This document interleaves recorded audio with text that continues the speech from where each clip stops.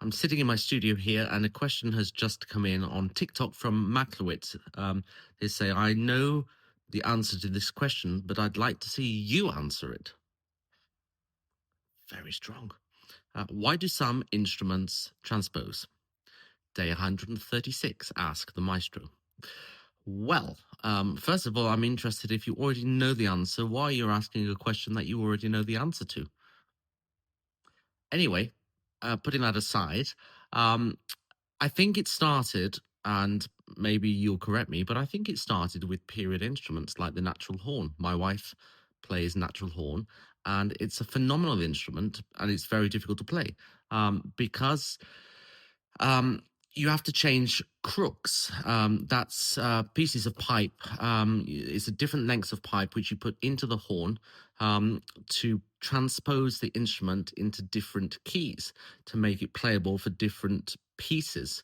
And that was before modern valve horns came along, as an example, where you've got the flexibility to use valves to change notes that the horn produces.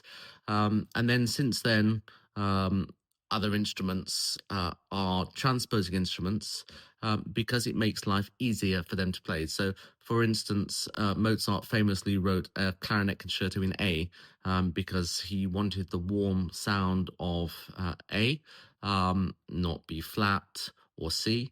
And from an instrument player's perspective, if the clarinet is already in that key, it makes it a heck of a lot easier. You don't need to relearn fingerings than if you're playing in B flat and then having to play essentially the semitone down fingerings.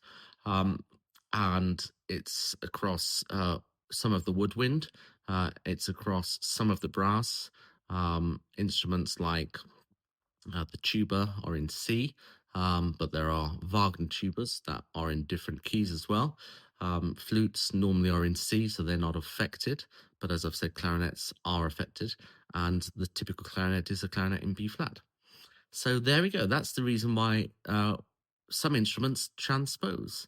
I'd be very intrigued from you, Maklowitz, to know if you agree with that or if there's anything I missed out. So please do feel free to comment. Another question answered, another mystery solved. I'm Robert Emery. See you tomorrow.